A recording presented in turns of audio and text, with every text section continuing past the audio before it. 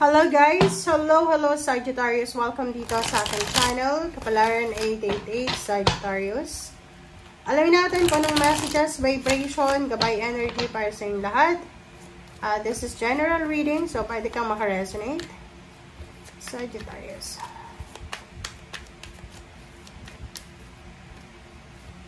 Okay, choose wisely. Choose wisely is number 7. This is 7 of Wands.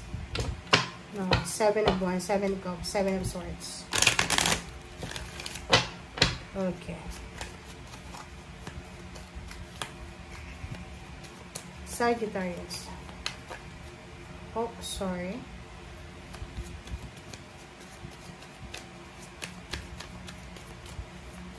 Sagittarius. Please connect your intuition sa bawat baraha, guys. Wow! Congratulations sa iyo. Okay, Sagittarius. Ang nakikita ko sa'yo dito, if you're not yet ready, or parang ganito, sinasabi ng baraha sa'yo na you need to prepare yourself. You need to prepare yourself. You need to be ready.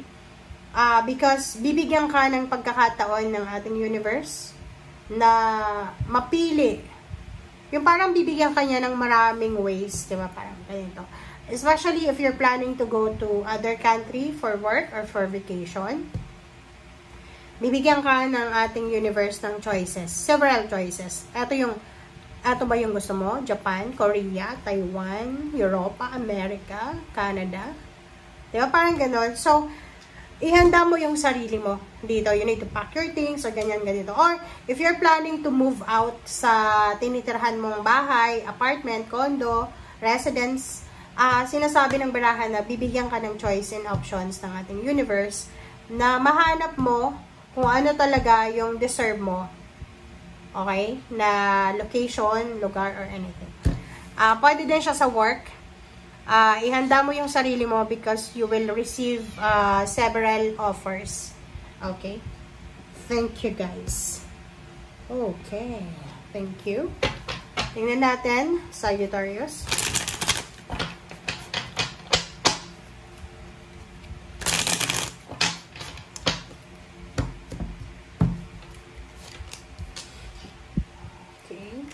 King of Swords, Ace of Wands. Tingin ko hindi sila magkaka-align, pero okay lang na. Understandable naman, di ba guys?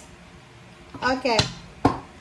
King of Swords, Ace of Wands, 10 of Pentacles, and 3 of Swords, and 5 of Cups. Wow. Ang nakikita ko dito, yung direction na gusto mong tahakin or yung direction na tinatahak mo ngayon, this is exciting, diba? This is, like for example, exciting, joyful, positive, prosperous, abundant. Yung ano, especially money. Okay?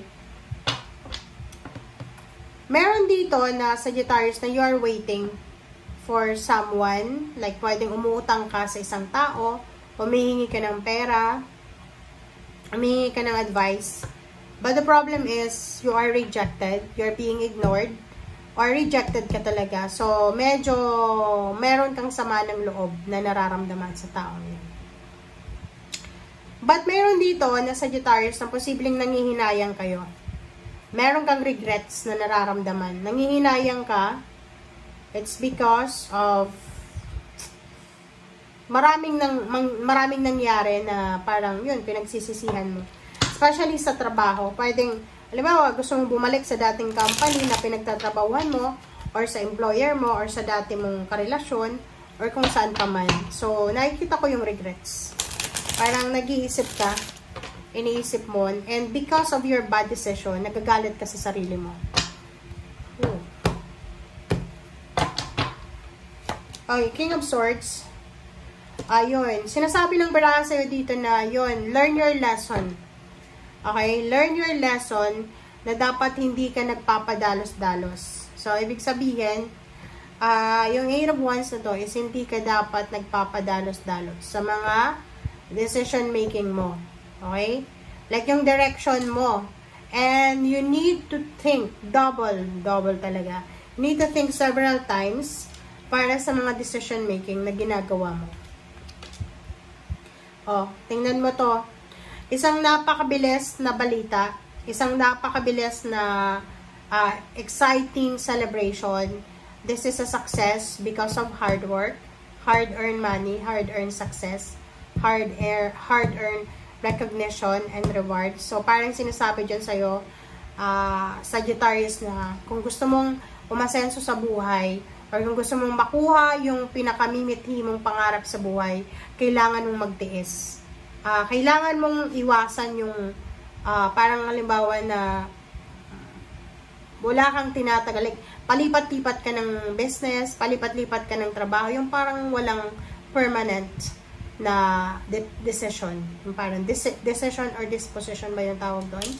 Yung halimbawa, wala kang ano bang tawag dito? Specific na plano or goal sa buhay. Halimbawa, nag-apply ka sa isang company, tapos magsi 6 months ka na eh, 'di ba? And then bigla kang nakapag-isip na mag-resign kasi nalungkot ka, na homesick ka, or ano pa man. And hindi mo iniisip na sayang yun eh, malapit na sanang ma-regular, 'di ba?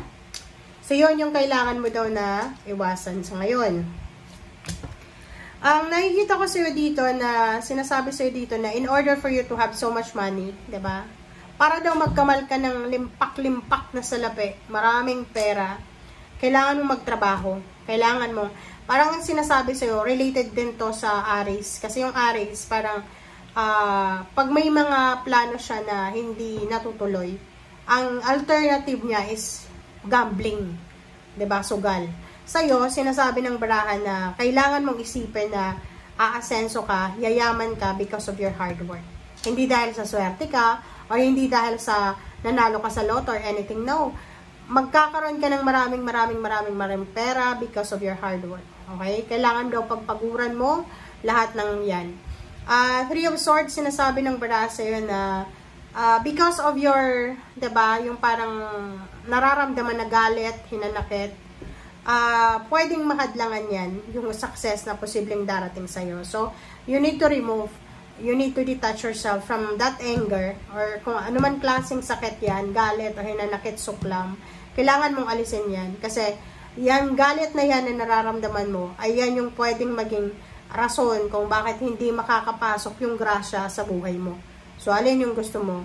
Magalit ka hanggang tumanda ka, na walang pera, walang grasya, walang blessing, or you will live free of anger, of resentments, of judgment, and may prosperity and abundance ka. Alin yung gusto mo doon? Okay? Okay, 5 of Cups. Nakikita ko dito, meron ditong Sagittarius na parang pagod na siya sa paghihintay. It's either pagod na sa paghihintay na yumaman, umasenso, nag-a-apply ng trabaho, hindi pa rin natatawagan, pagod na naghihintay sa kung ano man yun na hinihintay mo. And nakikita ko sa'yo dito na nanghihinayang ka. You're parang feeling hindi ka kontento. Okay, so tingnan natin kung anong advice sa'yo ng tarot para sa reading nito. Okay, sorry. Ang advice sa'yo is open your heart, number 10. So, yun, buksan mo daw ang puso mo. Maging mapagpatawad kasi nakikita ko yung parang hindi hard-earned na success. Ang nakikita ko is hard-earned resentment. Parang ganun. Kailangan mong, kailangan mong, alisin. Kailangan mo alisin yung mga galit, hinanakit, or anything na nakakasira sa diskarte mo eh. Kasi nasisira yung diskarte mo because of that. Okay? And sayang yun eh. Sayang kasi dito sinasabi ng barasa yun na merong mga choices and option na ibibigay sa yung universe. And dito naman, di ba, sinasabi na isang mabilis na trabaho, job offer, money, ganyan, ganito. Or maraming pera, maraming connection, maraming possibilities ang pwedeng darating sa iyo. But pwede yan na hindi matuloy because of ang dami-dami mong dala-dalang bagaheng negative emotion. Kung hindi ka naniniwala, guys, maniwala ka.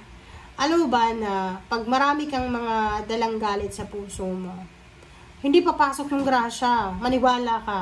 Try mo na magpatawad. after mo makapagpatawad, makakatulog ka ng maayos, and then at the same time, maraming blessings ang darating sa'yo. Okay? So, thank you guys for watching. Bye!